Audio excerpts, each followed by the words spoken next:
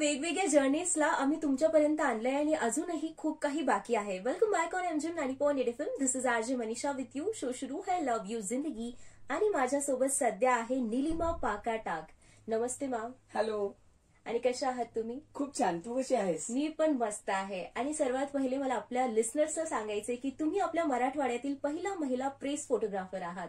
तर खूप छान वाटलंय तुम्हाला भेटून आणि आपण याबद्दल खूप काही चर्चा करणार आहोत आज. हो, नक्कीच.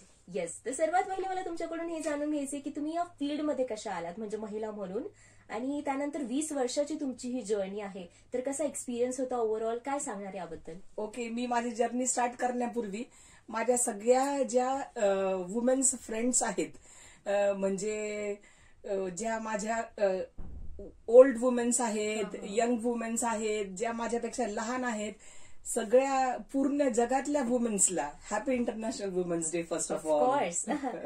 आणि त्यासोबत जो आपण कॉन्व्हर्सेशन करतोय की या कशी ह्या जर्नीची सुरुवात झाली, याबद्दल काय सांगणार? ऍक्च्युली माझ्या म्हणजे माझं जे इन्स्पिरेशन आहे ती माझी आई आहे. मी माझं 10th स्टँडर्ड कम्प्लीट झाल्यावरती त्यांच्या वेकेशन मध्ये काय करायचं हा विचार सुरू होता माझा. तर त्यावेळेला म्हणजे हे तर ठरलंच होतं अगदी लहानपणा. ऍक्च्युली माझी आई एक सिंगल मदर आहे. तर तिने खूप कष्ट करून मला माझ्या बहिणीला मोठं केलंय. तर म्हणजे तिने म्हणजे आमच्या सर्वांगीण विकास कसा व्हावा याकडे तिने खूप काटेकोरपणे लक्ष दिले. म्हणजे अगदी लहानपणापासून आम्हाला कराटेचा क्लास लावणं.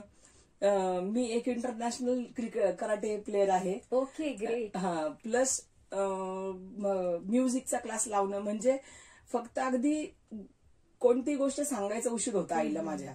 तर म्हणजे जर समजा आता मी म्हटलं की आई मला नवीन कॅमेरा पाहिजे, तर एक 8 दिवसात माझी आई मला नवीन कॅमेरा घेऊन देत होती. जर कधी सांगितले की आई मला आज इकडे जायचंय, तू माझ्यासोबत चल, की लगेच आई चालणार.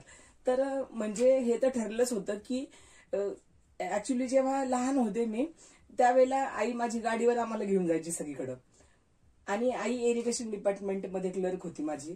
तर आई गाडी चालवायची. जाताना येताना आईला ऑफिस मधले लोक वगैरे भेटायचे, तर ते आईला नमस्कार करायचे. ते दुसरे जे पुरुष होते ते आईला असा नमस्कार करायचे. गाडी चालवताना हात सोडून त्यांना नमस्कार करता यायचा. पण आईला माझी भीती वाटायची की हात सोडायचा कसा, मागे 2 मुली बसलेल्या आहेत. तेव्हा माझी आई असा नमस्कार करायची. त्यामुळे हे तर ठरलंच होतं लहानपणीच की जसं आपल्या आईला सगळेजण नमस्कार करतात, आपल्यालाही तसंच बनायचंय की आपल्यालाही सगळ्यांनी नमस्कार केला पाहिजे. आणि याचं इन्स्पिरेशन ताईच होती माझी, आहे म्हणजे. आणि मग त्यांच्या वेकेशन मध्ये मी ठरवलं की आता काय करायचं. तर मग मी आईला म्हटलं की आई मी फोटोग्राफीचा क्लास करते. तर माझी आई मला लगेच हो म्हटली. मग आम्ही थोडं सर्च केलं कुठे क्लासेस आहे कुठे नाही. ही गोष्ट आहे 2002-03. ओके. हा, म्हणजे ऑलमोस्ट 23 इयर्स कम्प्लीट होत, 23-24 इयर्स कम्प्लीट होत आहेत याला आता. तर मग आम्ही श्रमिक विद्यापीठामध्ये गेलो. औरंगपुरामध्ये श्रमिक विद्यापीठ आहे ते. तिथं सर्च केलं की कोणते कोणते म्हणजे आहे फोटोग्राफी रिलेटेड कोर्स. मग मी सगळ्यात पहिले 1 महिन्याच्या कोर्सला ऍडमिशन घेतली आणि माझा फोटोग्राफीचा कोर्स झाला. फोटोग्राफीचा कोर्स झाल्याबरोबर इमिडिएटली पुढच्या महिन्यातच माझ्या आईने मला कॅमेरा घेऊन दिला. आणि माझे फोटोग्राफीचे जे सर होते तिथे, अशोक जाधव सर, तर ते स्वतः एक प्रेस फोटोग्राफर होते. ते मराठवाड्यातला म्हणजे एक दैनिक मराठवाडा म्हणून एक न्यूजपेपर होता, त्याचे ते प्रेस फोटोग्राफर होते. आता तो दैनिक मराठवाडा बंद पडलाय. पण सर प्रेस फोटोग्राफर असल्यामुळे मला भरपूर प्रेस फोटोग्राफर तिथं म्हणजे सरांना भेटायला यायचे. आणि मग मला ते थोडंसं चॅलेंजिंग वाटलं. असं वाटलं की येस आता काहीतरी म्हणजे मला एक व्ह्यू सापडला होता. लक्षात आलं की नेमकं आता आपण काय करू शकतो, की चला ऍटलिस्ट लेट स्टार्ट, की बघूयात की इकडे काय आहे काय नाही. आणि मग माझ्या आईने मला कॅमेरा घेऊन दिला. मग कॅमेरा घेऊन दिल्याबरोबर माझी फोटोग्राफी सुरू झाली. येस. मग म्हणजे एज्युकेशन करता करता सायमल्टेनियसली मी फोटोग्राफी करायला लागले. तो वेकेशनचाच पिरियड होता. तर क्लास झाल्यावर मी सहज बाजूला खडकेश्वर महादेवाचं मंदिर होतं, तिथं दर्शनाला गेले. तर तिथं विष्णू याग सुरू होता. तिथे विष्णू यागामध्ये मग मी एक क्रेज म्हणून नवीन कॅमेरा घेतलाय, काही फोटो काढून बघितले. मग तिथं गुरुजी वगैरे होते, त्या गुरुजींना ते फोटो दिले आणि तिथं माझे आपले छत्रपती संभाजीनगरचे खासदार चंद्रकांत खैरे मला भेटले. अच्छा. आणि मग त्यांना पण माझं खूप कौतुक वाटलं. एक तर त्यांचे वडील स्वतः एक फोटोग्राफर होते, त्यामुळे त्यांना फोटोग्राफर विषयी थोडं जास्ती सॉफ्ट कॉर्नर आहे. मग त्यांनी पण मला खूप अप्रिशिएट केलं आणि त्यांनी मला विचारलं की तू आमच्यासाठी फोटोग्राफी करशील का. मग मी जवळपास एक 3-4 वर्ष त्यांच्यासाठी फोटोग्राफी केली. आणि मग तेव्हा मी एक प्रोफेशनल फोटोग्राफर झाले. आणि प्रोफेशनल फोटोग्राफरचं काम करता करता म्हणजे जसं मी तुम्हाला सांगितलं की मला भरपूर प्रेस फोटोग्राफर भेटायचे, विविध दैनिकातले संपादक, उपसंपादक, ब्युरो चीफ हे मला भेटतच राहायचे. कारण की सगळ्यांचं कॉन्टॅक्ट असतात फोटोग्राफर्सचे, यांचे प्रेसवाल्या, म्हणजे प्रेसमध्ये जे काम करतात त्या लोकांचे. तर मग असंच सगळेजण भेटत गेले मला. तर ते सोबत मला लोकमतचे खंडाळकर सर भेटले. अच्छा. तर मग माझं सकाळी उठल्यावरती पहिलं काम हे असायचं, माझं सगळं म्हणजे स्टार्ट झाला दिवस की मी सगळ्यात पहिले खंडाळकर सरांना फोन करायचे, सर आज कुठं कुठं काय प्रोग्राम्स आहेत मला सांगा तुम्ही. मग मी त्यातले प्रोग्राम शॉर्टलिस्ट करायचे, त्या प्रोग्राम्सला जायचे आणि फोटोग्राफी करायचे. अच्छा. म्हणजे आता सुरुवात तर झाली होती, सुरुवात तर झाली होती, गोष्टीला अडचणी येतातच. हो, अडचणी कशा टाईपच्या अडचणी आल्या आणि कसं तुम्ही त्यावर मात केली? मग अडचणी तर भरपूर आल्या. एक तर अडचण ही होती की लोकांना प्रश्न पडायचा की ही मुलगी कोण आहे आणि ही मुलगी आमच्या प्रोग्राम मध्ये काय करते. आणि प्रेस फोटोग्राफर लोकांना पण प्रश्न पडायचा की ही मुलगी कोण आहे, ही का आली इथे फोटो काढायला. त्यांना सगळ्यांना असं वाटायचं की असंच कोणीतरी हौशी फोटोग्राफर आहे. आणि सुरुवातीला काही लोकांनी मला भरपूर त्रास दिला. इव्हन ज्या वेळेला दैनिक लोकमतने माझा पहिला फोटो छापला, नावानिशी छापून आलं की छाया निलिमा पाका, त्या दिवशी लोकमतला भरपूर फोन आले. खंडाळकर सरांनी मला सांगितलं स्वतः की आज आम लोकमतच्या ऑफिसला खूप फोन आले, त्यांनी सगळेजण विचारताय की कोण आहे निलिमा पाका. मग सरांनी सांगितलं त्यांना की नवीन फोटोग्राफी करायला लागली असं असं. मग अडचणी तर भरपूर आल्या. भरपूर माझ्या सहकारी मित्र फोटोग्राफर्सनी मला आधी कोपऱ्याने ढकलून देत होते. असं वाटत ते म्हणाले अरे तेरा क्या काम है इधर, तू क्या कर रही है इधर, हमको क्यों डिस्टर्ब कर रही है बीच बीच में आके. तर असं तसं. अरे बापरे. मग अशा वेळेस तुमचं सपोर्ट सिस्टीम कोण होता? त्यावेळेला तेव्हा सपोर्ट सिस्टीम फक्त माझी आई होती. मग माझी आई मला म्हणायची की तू प्रोग्राम सोडू नको. आता सुद्धा कधी कधी, आता आज माझं लग्न झालंय तर माझ्या लग्नाला 14 वर्ष झालेत. आई माझी दैनिक बघती आणि जर कधी तिला एखादा छान हॅपनिंग प्रोग्राम वाटला तर माझी आई मला सकाळीच फोन करून सांगते की ताई आज इथे हा प्रोग्राम आहे, तुला वेळ असेल तर तुझ्या प्रोग्रामला जाऊन ये. अच्छा. म्हणजे की माझं जे सपोर्ट सिस्टीम आहे, आधी सपोर्ट सिस्टीम माझी आई आणि आता सपोर्ट सिस्टीम माझा नवरा. तर म्हणजे देवानी मला वरतूनच इतके 2 स्ट्रॉंग सपोर्ट सिस्टीम दिले. 2 M आहेत ते, मंदा आणि मनोज. तर इतके स्ट्रॉंग सपोर्ट सिस्टीम आहेत ते दोघं पण की ते मला फुल सपोर्ट करतात. त्यामुळं माझं एकदम रुटीन फोटोग्राफी सुरळीत सुरू आहे. Great ma'am. आणि आता तुम्ही आता फील्डमध्ये सक्सेसफुली आहात आणि यासोबत जर बाकी मुलींनाही असं असलं की आम्हाला इकडे यायचंय तर त्यांनी कसं यावं, म्हणजे तुम्ही त्यांना काय सांगणार यावर? जर कधी तुम्हाला प्रेस फोटोग्राफर व्हायचं असेल तर very warm welcome to all girls and ladies those who are interested in doing press photography. तर सगळ्यात पहिले तर जर कधी तुम्हाला त्या गोष्टीतलं मास्टर व्हायचं असेल तर तुम्हाला फोटोग्राफी शिकावी लागेल, प्लस तुम्हाला जर्नलिझम हे करावं लागेल. जर कधी तुम्ही जर्नलिझम केलं तर तुमचा जो व्ह्यू आहे, एक जे का प्रेस फोटोग्राफरला म्हणजे बघा 1 photograph speaks more than 1000 word. Yes. किंवा 1 फोटोग्राफ शेअर स्टोरी, असं भरपूर कोट्स आहेत. जर कधी तुम्हाला तुमचं फोटोग्राफी तशी बनवायची असेल तर for that first you have to make your view more strong. म्हणजे जेव्हा तुमचा व्ह्यू चांगला असेल तुमचा, म्हणजे तुम्हाला काही म्हणजे भरपूर काही सांगता येत असेल त्यातनं, तर तुम्हाला तुमचा व्ह्यू तसा बिल्ड करावा लागेल पहिले. म्हणजे तुम्हाला जर्नलिझमचं एज्युकेशन घ्यावं लागेल की कोणत्या, प्लस फोटोग्राफीचं एज्युकेशन घ्यावे लागेल. आणि journalism plus specialisation in photography kind of. Yes, कळालं. तर मग आता इथे MGM मध्ये पण सुरू झालंय वाटतं. हो सुरू आहे की फोटो जर्नलिझम. येस. सो यासोबत एक महिला म्हणून तुमचा कसा एक्सपिरियन्स होता या फील्डमध्ये, आणि प्लस काही अनुभव असेल तर आमच्यासोबत शेअर करणार? हो नक्कीच. महिला म्हणून तर मी सुरुवातीला सांगितलंच की म्हणजे भरपूर लोकांना मी खटकत होते की म्हणजे त्यांना असं वाटत होतं की ही फक्त आमची फील्ड आहे, ही कुठून आली इथे, असं होतं आधी. पण भरपूर माझेच काही फोटोग्राफर मित्र होते, काही फोटोग्राफर सर होते ज्यांनी मला भरपूर सपोर्ट केला. जसं माझ्या आईने मला सपोर्ट केला, जसं मी काही दैनिकातल्या ब्युरो चीफ संपादकांनी मला सपोर्ट केला, तसं माझ्या प्रेस फोटोग्राफर मित्रांनी पण मला सपोर्ट केलाय. मग आता त्यांना पण कळायला लागलं की नाही, निलिमा काय म्हणजे फक्त थोड्या दिवसांसाठी आली किंवा हाऊस म्हणून करते असं नाहीये, हिला खरंच काहीतरी करायचंय. म्हणजे माझं जे ध्येय होतं ते मी माझं म्हणजे फिक्स ठेवलं होतं. प्रॉब्लेम्स तर भरपूर आले. रात्रीच्या प्रोग्राम्सला जायचं असायचं तेव्हा माझी आई माझ्यासोबत यायची. रात्री 9-10 वाजायचे तरी सुद्धा माझी आई माझ्यासोबत असायची. आणि आता माझा नवरा माझ्यासोबत असतो. आता मी प्रेस फोटोग्राफी करते, प्लस फोटो व्हिडिओ रिलेटेड सगळे कामं करते मी. त्याच्यामध्ये मी आता वेडिंग्स पण करायला लागले. वेडिंग्स मध्ये आता वेडिंग्स करते, न्यूबॉर्न फोटोग्राफी करते, चाइल्ड म्हणजे फोटोग्राफी रिलेटेड आता मी सगळंच करायला लागले. कारण की मला म्हणजे ऍक्च्युली मोस्टली मी मुस्लिम कम्युनिटीचे वेडिंग्स जास्ती करते. तर मुस्लिम कम्युनिटीच्या वेडिंग मध्ये असं आहे की त्यांना त्यांच्यामध्ये पडदा असतो. तर म्हणजे 2 सेक्शनच वेगळे असतात, एक फिमेल सेक्शन आणि एक मेल सेक्शन. तर जे फिमेल सेक्शन असतं जेव्हा पडदा असतो तेव्हा male can't go there in female section.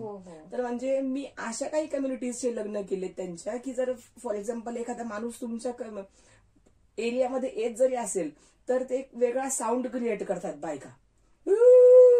म्हणजे ह्या साऊंडनी सगळ्यांना कळतं की बाबा समवन इज कमिंग देअर.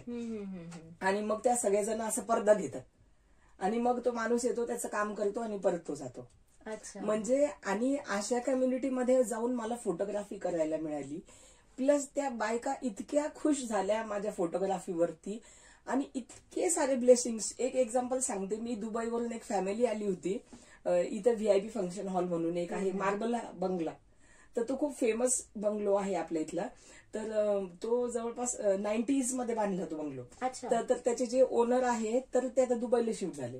पण त्यांनी त्यांच्या मुलीचं लग्न इथं केलं, औरंगाबादला, छत्रपती संभाजीनगरमध्ये. तर तिच्या लग्नाचं फोटोग्राफी मी केलं.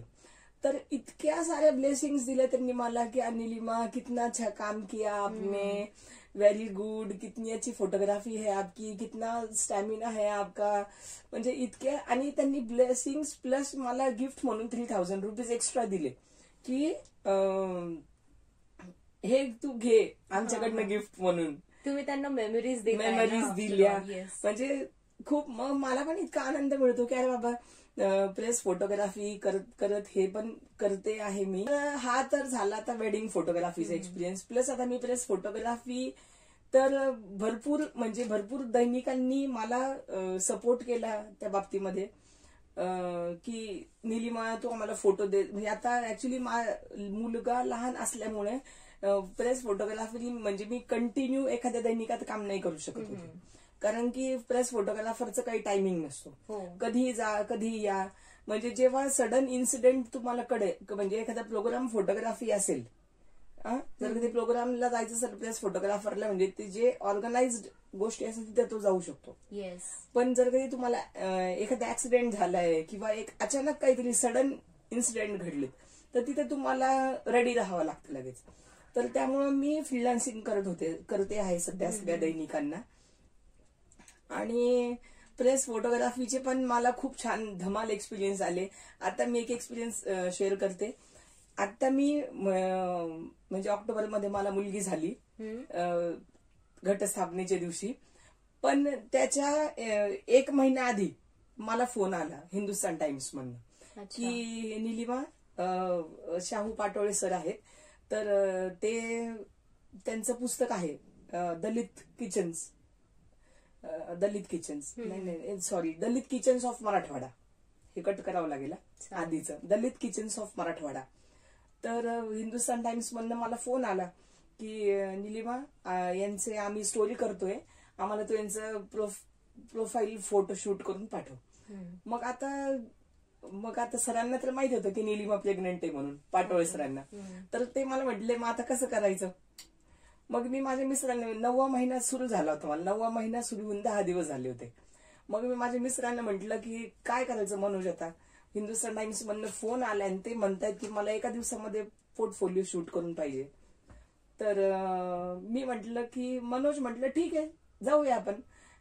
आणि मग मी, पाटोळे सर आणि माझे मिस्टर आम्ही 3 जण गेलो. थोडं सातारा करत करत भरपूर लांब गेलो आम्ही आणि त्यांचं पोर्टफोलिओ शूट केला मी आणि तो हिंदुस्तान टाइम्सला छापून आला. ग्रेट. म्हणजे की प्रेग्नन्सी कन्सीव्ह केल्यापासून म्हणजे भरपूर लोक असे असतात की अरे बापरे असं बसू नको, असं चालू नको, असं करू नको, तसं करू नको. पण माझ्या बाबतीमध्ये तसं काही झालं नाही. माझ्या फॅमिलीनी, माझ्या मिस्टरांनी, माझ्या सासूबाईंनी, माझ्या आईनी सगळ्यांनी मला भरपूर सपोर्ट केला आणि माझं म्हणजे काम झालं आणि काम सुरूच आहे. तर त्यामुळं मला असं वाटतं की आता प्रत्येकाने आपली स्वतःतली ॲबिलिटी जी आहे ती सगळ्या मुलींनी, महिलांनी ओळखली पाहिजे. आणि ॲबिलिटी ओळखल्यावरती त्यांनी आपल्या घरच्यांना तेवढं विश्वासात घेतलं पाहिजे.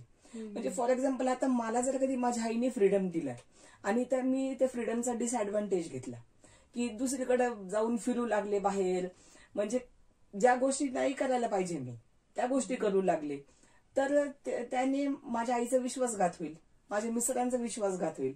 आता आज रात्री मी आता शूटला जाते, मी तेव्हा रात्री कधी 2ला येते घरी, कधी 3ला येते. माझे मिस्टर मला घ्यायला येतात कधी, जर कधी काही अडचण आली तर मी एकटी येते 12-1 वाजता घरी.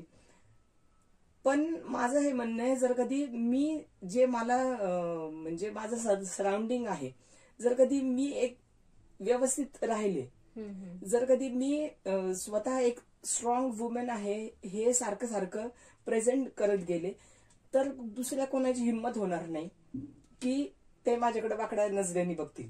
येस. त्यामुळे it's my really kind request to all girls, all ladies, की तुम्ही तुमच्यातली ताकद ओळखा आणि एक फर्म लेडी व्हा. जर कधी तुम्ही एक फर्म लेडी झाले, तुम्ही स्वतःला प्रोटेक्ट करायला शिकल्या, तर तुम्हाला गरज नाहीये की दुसऱ्या कोणीतरी यावं आणि तुम्हाला प्रोटेक्ट करावं म्हणून. बरोबर. आणि जर कधी तुम्ही तुमचं जे पाथ तुम्ही निवडली त्याच्यावर जर तुम्ही कॉन्स्टंटली चालत राहाल, तर definitely you will get what you want. True ma'am, very true. आणि यालाच धरून आजच्या वुमेन्स डे बद्दल तुम्ही आजच्या महिलांना काय मेसेज देणार? आता सावित्रीबाई फुले, जिजाबाई यांनी कसं स्वतः घडल्या, त्यांनी दुसऱ्यांना घडवलं. तर माझी अशी रिक्वेस्ट आहे की जर कधी मध्ये एका घरामध्ये एक स्त्री असेल फॉर एक्झाम्पल, तर तिने तिच्या मुलीला, तिच्या बहिणीला, तिच्या सासूला, प्रत्येकाला रिस्पेक्ट दिला पाहिजे. If you will give respect, automatically by default you will get the respect. जर कधी मी माझ्या सासूला रिस्पेक्ट देते, तर माझ्या सासूला ठीक आहे, कधी आज आपले क्लॅशेस आहेत फॉर एक्झाम्पल सासू सुनेचे, पण असं होऊ शकतं कधीतरी तुमच्या सासूला वाटेल की नाही बाबा आपली सून आपल्याला एवढं रिस्पेक्ट दिली तर आपण पण हिला रिस्पेक्ट दिला पाहिजे. आणि परत प्रत्येकाला तुम्ही म्हणजे सपोर्ट काय केला पाहिजे असं वाटतं मला प्रत्येकाने, सगळ्या वुमेन्सनी. आता असं म्हणतात की कोणतीच बाई कोणत्या बाईला पुढे जाऊ देत नाही, पण जर कधी आता मी माझ्या आईने हा विचार केला असता की मी एक सिंगल वुमेन आहे, सिंगल मदर आहे आणि मला 2 मुलीच आहेत, लोकांची माझ्याकडे बघण्याची दृष्टी ही चांगली नाहीये, मग मी आता माझ्या मुलींना तरी कसं बाहेर पाठवू, कसं त्यांना हे करू. पण माझ्या आईने तो विचार केला नाही. तिने विचार केला की आपली जशी प्रगती झाली, आई माझी एक 40 वर्षांपूर्वी एका खेडेगावातनं शहरामध्ये आली, नगर जिल्ह्यामध्ये तिचं गाव होतं शेवगाव, तिकडनं ती इकडं आली. जर कधी तिने एक भरारी घेतली आईने माझ्या, जर कधी तिने विचार केला काहीतरी नवीन करण्याचा, आणि प्लस तिने आमचं पण लाईफ चेंज केलं ना, म्हणजे जर कधी तिने तिचं लाईफ चेंज केलं नसतं तर आज आमचं लाईफ चेंज झालं नसतं. आणि आज आम्ही पण काही म्हणजे जर कधी तिने दिलेला जो रस्ता आहे, जो पाथ आहे, त्याच्यावरती चांगलं चाललो नसतो. आता माझी बहीण पण MSCB मध्ये असिस्टंट इंजिनियर आहे. तर म्हणजे तिने जे आम्हाला घडवायचा प्रयत्न केला तसं आम्ही चांगलं घडत गेलो. तर माझं सगळ्यांना हेच रिक्वेस्ट आहे असं म्हणता येईल की जर तुम्हाला ऑपॉर्च्युनिटी मिळाली तर तुम्ही तिचं सोनं करा. नक्कीच. आणि म्हणजे तुमचं म्हणजे सगळ्यांना त्या गोष्टीचा फायदा होईल आणि सगळेजण आपण सोबत चालू. की जर कधी सगळ्या महिलांनी सपोर्ट केला तर सगळं चांगलंच होईल. एक्झॅक्टली. आणि आपण असं रिक्वेस्ट करू आणि प्रे सुद्धा करू की सगळे चांगलेच राहू. हा, सगळे चांगलेच राहू. Definitely. Thank you so much ma'am. तुम्ही इकडे आलात आणि तुमचा खूप सुंदर एक्सपिरियन्स शेअर केलाय आमच्यासोबत आणि इन्स्पायर केले खूप महिलांना. So thanks a lot. Thank you. Thanks to you too. Yes. Stay tuned to MGM 90.8 FM. साथ है तो बात है.